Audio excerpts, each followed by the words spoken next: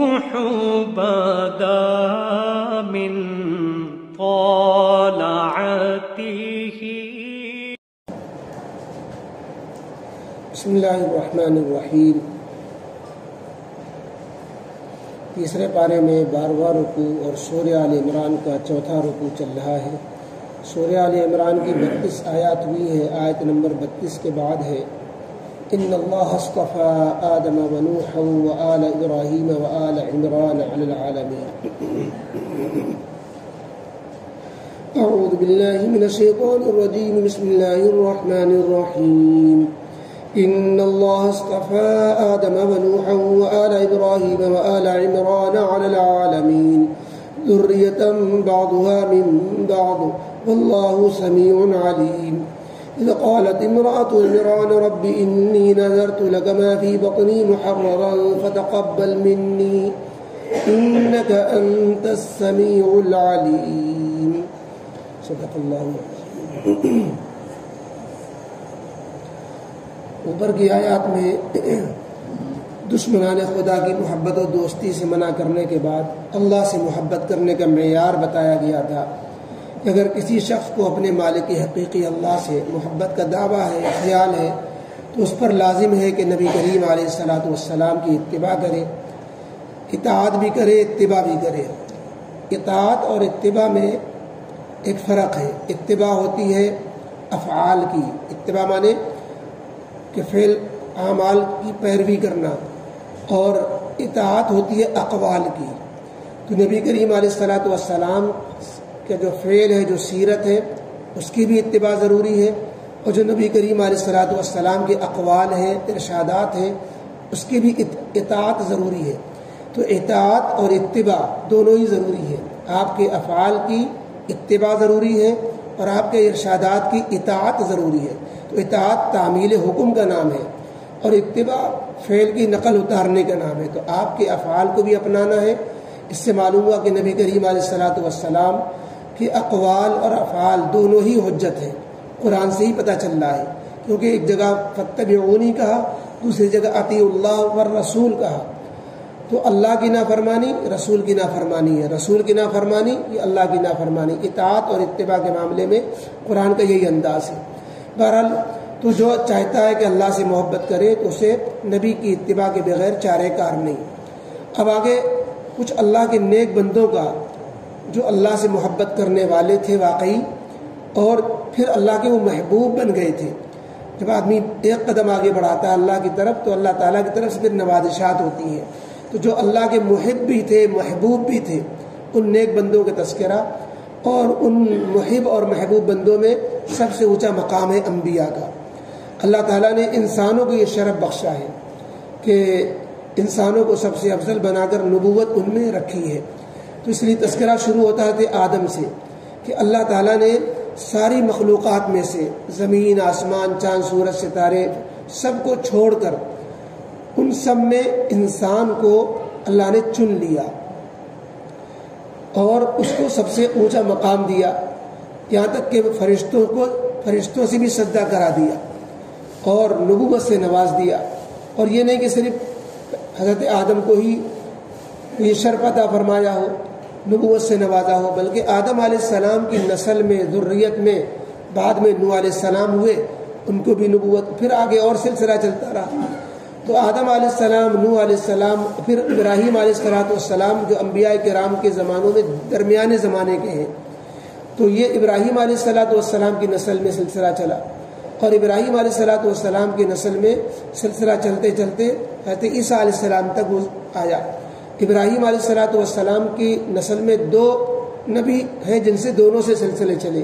ابراہیم علیہ السلام کے ایک بیٹے اسحاق ہیں، ان سے انبیاء بنی اسرائیل کا سلسلہ چلا. ابراہیم علیہ السلام کے ایک بیٹے اسماعیل ہیں، ان سے انبیاء کرام علیہ السلام میں سب سے ایک ہی نبی اور سب سے بڑھ کر نبی اللہ نے محمد رسول اللہ صلی اللہ علیہ وسلم کو آپ کی اس نسل سے بنایا. تو اللہ تعالیٰ نے آل ابراہیم کو، اور آل ابراہیم میں موسیٰ علیہ السلام بھی ہے، عیسیٰ علیہ السلام بھی ہے. تو چونکہ یہ اوپر جو سورت کے شروع میں یہ ذکر آیا تھا کہ نبی کریم علیہ السلام کے پاس ایک وفد عیسائیوں کا آیا تھا گفتگو کے لیے، اور اس نے لمبی چوڑی مذہبی گفتگو کئی دن مدینے میں قیام کر کے بحثیں کی تھیں.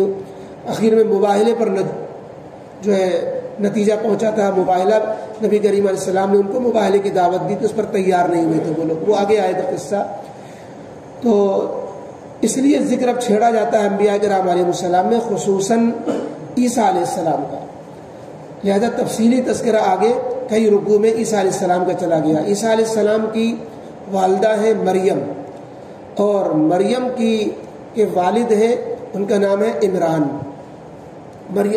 مریم کے جو والد ہیں، کیونکہ عیسیٰ علیہ السلام کے تو اللہ نے بغیر باپ کے حضرت مریم سے پیدا کیا، لیکن خود مریم پیدا ہوئی ہیں. ان کی والدہ کا نام ہے حنہ بنت فاقوزہ، یہ مریم کی والدہ کا نام ہے. اور ان کے شوہر حنہ بنت فاقوزہ کے شوہر پیغمبر ہے، عمران ان کا نام ہے. اور عمران 2 پیغمبر کے نام ہیں. موسیٰ علیہ السلام کے جو والد ہیں ان کا بھی نام عمران ہے، اور جو عیسیٰ علیہ السلام کے نانا ہیں ان کا بھی نام عمران ہے. تو مریم کے والد کا نام بھی عمران اور حضرت موسیٰ کے والد کا نام بھی عمران. آیت میں آل عمران کا لفظ آیا ہے، اور اسی صورت پر صورت کا نام سورہ آل عمران ہے. تو یہاں کون سے عمران مراد ہے؟ آگے چونکہ تذکرہ چلا گیا ہے حضرت عیسیٰ علیہ السلام کا تفصیلی ذکر، اس سے لوگوں نے یہ لیا کہ یہ عمران وہ ہے جو حضرت مریم کے والد ہیں، عیسیٰ علیہ السلام کے نانا ہیں. بعض نے کہا کہ نہیں، یہ تذکرہ اجمالاً موسیٰ علیہ السلام کا ہو گیا، آگے پھر تذکرہ جو ہے عیسیٰ علیہ السلام کا آئے گا. تو یہ آل عمران سے جو ہے عمران علیہ السلام کی اولاد یعنی موسیٰ علیہ السلام مراد ہے. بہرحال اللہ نے انبیاء کا تذکرہ کیا اور تذکرہ کر کے فرمایا کہ یہ سب ایک دوسرے کی نسل سے جڑے ہوئے ہیں. آدم کی اولاد میں نوح علیہ السلام آتے ہیں، نوح علیہ السلام کے ابراہیم علیہ السلام آتے ہیں، اور ابراہیم علیہ السلام کی اولاد میں آل عمران آتے ہیں، اور ان کی اولاد میں اسماعیل اور موسیٰ علیہ السلام اور عیسیٰ علیہ السلام آتے ہیں. تو یہ سب ایک دوسرے کی نسل سے جڑے ہوئے ہیں. اللہ نے کس کو کیا مقام دینا ہے، اللہ رب العزت ہی زیادہ جاننے والے ہیں، کس کو نبوت سے سرفراز کرنا ہے. چنانچہ اسی سلسلے میں واقعے میں کہا جاتا ہے کہ جو مریم کی والدہ تھی حنہ بنت فاقودہ یعنی عمران کی بیوی، حضرت عمران علیہ السلام کی بیوی، عمران علیہ السلام کی بیوی نے نظر مانی کہ اللہ میں چاہتی ہوں کہ میرے پیٹ میں جو بچہ پل رہا ہے یہ جب پیدا ہوگا تو میں اس کو مسجد اقصیٰ کے لیے وقف کر دوں گی. اور پہلے عبادت کی ایک شکل یہ بھی تھی یہود و نصارہ کے زمانے میں کہ اولادوں کو دین کے کام کے لیے اس طرح وقف کیا جاتا تھا کہ وہ پھر نہ شادی کرتے، نہ گھر پار بناتے، نہ کاروبار کرتے، بلکہ ان کو وقف کر دیا جاتا تھا مسجد اقصیٰ کی خدمت کے لیے، امامت کے لیے، مؤذنی کے لیے یا اور دیگر کاموں کے لیے. تو یہ بھی ایک عبادت کی ایک شکل تھی اس میں، اور روحانیت ان کے اندر بھی تھی. بھائی شادی اس زمانے میں یہ سنت کے خلاف ہے کہ کوئی آدمی ایسی زندگی گزارے کہ بلا عذر کے بھی شادی نہ کرے. بھائی عذر ہے کوئی بات الگ ہے، کیونکہ بغیر شادی والی زندگی خلاف سنت کہلاتی ہے، یہ کوئی نیکی نہیں مانی جاتی. پہلے یہ نیکی مانا جاتا تھا عیسیٰ علیہ السلام کی شریعت میں، موسیٰ علیہ السلام کی شریعت میں. تو انہوں نے یہ منت مانی تھی کہ میرے پیٹ میں جو بچہ ہے میں اس کو مسجد اقصیٰ کا خادم بنا کر کے وقف کر دوں گی. ہوا یہ کہ اللہ رب العزت نے جب ولادت ہوئی تو وہ بیٹی پیدا ہوئی. جب لڑکی پیدا ہوئی کہا یہ میری منت تو جبھی پوری ہو سکے گی جب لڑکا پیدا ہو، کیونکہ جو وقف کیا جاتا تھا جو بچہ وہ مذکر ہوتا تھا، کیونکہ صنف نازک کو، خواتین کو خدمت کے لیے نہیں وقف کیا جاتا تھا. اس زمانے میں بھی جو ہے عورتوں کو مسجد کے کاموں کے لیے نہیں وقف کیا جاتا تھا. تو کہا یہ میری نظر کیسے پوری ہوگی، کیونکہ لڑکا پیدا ہوتا تو میں اس کو جا کے مسجد چھوڑاتی، اور اب یہ لڑکی پیدا ہوئی ہے اس کو تو خدمت کے لیے وقف کرنا ہوتا نہیں ہے، لہذا میری منت تو پورا نہ ہوئی، میری دعا اور میری تمنا تو پوری نہ ہوئی. اللہ رب العزت نے فرمایا کہ بندہ کچھ سوچتا ہے اور اللہ کی رحمت کچھ اور متوجہ ہوتی ہے. جو تم نے لڑکا مانگا تھا وہ اتنا فضیلت اور اہمیت والا نہ ہوتا، بھلے مسجد اقصیٰ کا خادم بن جاتا، کہ جو جس شان کی ہم نے بیٹی تمہیں عطا کی ہے کہ یہ آگے چل کر نبی کی ماں بننے والی ہے، عیسیٰ کی والدہ بننے والی ہے، اور اس کی شان ہی الگ ہوگی. اس کا تذکرہ آگے کی آیتوں میں آ رہا ہے. تو بہرحال اس میں ان آیتوں میں ذکر شروع ہوا اللہ کے چند محبوب بندوں کا، انبیاء کا، اور اللہ تعالیٰ نے نبوت سے سرفراز فرمایا انسانوں کو، اور انسانوں میں آخری سلسلہ حضرت نبی کریم علیہ السلام کا ختم فرمایا، اور درمیان میں آگے چونکہ تذکرہ عیسیٰ علیہ السلام کے بعد پھر نبی کریم علیہ السلام کا آنے والا ہے، تو یہ گویا آدم علیہ السلام سے اجمالاً شروع کیا، اجمالاً پہلے تذکرہ کیا، پھر تفصیلی تذکرہ عیسیٰ علیہ السلام کا آیا، اور یہ سب تمہید ہے نبی کریم علیہ السلام کی نبوت کو ثابت کرنے کی، کہ آپ صلی اللہ علیہ وسلم کا نبی ہونا، جس پر یہ لوگ بحث مباحثہ کر رہے ہیں، اور عیسائیوں موسیٰ علیہ السلام کے ماننے والے بنی اسرائیل جو ہے ماننے سے انکار کر رہے ہیں، یہ کوئی انوکھی چیز نہیں ہے، یہ ابراہیم علیہ السلام کے سلسلے کی چیز ہے، اور نبوت بھی کوئی نئی چیز نہیں ہے، اور یہ سلسلہ بھی کوئی نیا نہیں ہے، لہذا جو ہے ان کا انکار کرنا محض تعصب ہردرمی کی وجہ سے ہے، ورنہ ان کے سامنے خوب واضح ہے دلائل کہ نبی کریم علیہ السلام کی نبوت بھی واضح ہے۔ بہرحال یہاں تذکرہ ہے آدم علیہ السلام سے چند پیغمبروں کا، فرمایا ان اللہ اصطفیٰ آدم، بے شک اللہ تعالیٰ نے آدم کو چنا، اور آدم کو چننے کی وجہ سے بنو آدم یعنی سارے انسان کو افضلیت حاصل ہو گئی کہ انسانوں میں سب سے افضل مخلوق انسان ٹھہری۔ ان اللہ اصطفیٰ، بے شک اللہ تعالیٰ نے چن لیا آدم کو، ونوحاً، اور پھر چنا نوح علیہ السلام کو، جو آدم ثانی ابو البشر ثانی کہلاتے ہیں۔ طوفان نوح کے بعد نوح علیہ السلام صرف 80 افراد بچے تھے، اسی سے دوبارہ دنیا آباد ہوئی، اس لیے آدم ثانی نوح علیہ السلام کو کہا جاتا ہے۔ آگے پھر سلسلہ چلتا رہا، اللہ نے جو فرمایا کہ ہم نے پھر آل ابراہیم کو چنا، ابراہیم علیہ السلام اور ابراہیم علیہ السلام کی اولاد کو، ابراہیم علیہ السلام کے گھرانے کو چنا۔ ابراہیم علیہ السلام کے گھرانے میں تقریباً 40,000 پیغمبر ہیں، جو مسلسل ان کی نسلوں سے ہوتے چلے آئے مختلف زمانوں میں، مختلف قوموں میں، قبیلوں میں، علاقوں میں۔ اور پھر اسی سلسلے کڑی میں آتے ہیں عیسیٰ علیہ السلام کا گھرانہ بھی، جو آل عمران کہلاتا ہے۔ وہ آل عمران، اور اللہ نے چنا آل عمران کے گھرانے کو، جیسا کہ عرض کیا گیا جہاں عمران سے مراد موسیٰ علیہ السلام کے والد نہیں، ان کے والد کا نام بھی عمران ہے، بلکہ یہ عیسیٰ علیہ السلام کے نانا یعنی مریم کے والد ہیں، ان کا ذکر ہے یہ کہ ہم نے چنا آل عمران کو، علی العالمین، سارے جہان والوں پر، سارے جہان والوں میں سے ان بندوں کو اللہ تعالیٰ کی طرف سے نبی بنانے کے لیے اور امت کی ہدایت کے لیے ان کو منتخب کیا گیا۔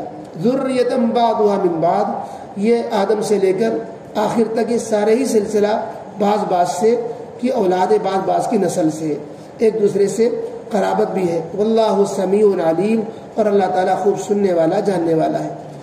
یہ واقعہ آل عمران کا قابل ذکر ہے، چونکہ آگے تفصیل آنی ہے عیسیٰ علیہ السلام کی، تو عیسیٰ علیہ السلام کی والدہ مریم، اور مریم کے ذکر سے پہلے مریم کی والدہ کا ذکر ہوتا ہے۔ اذ قالت امرأۃ عمران، اور مریم کی والدہ جو ہے وہ عمران علیہ السلام کی بیوی ہے۔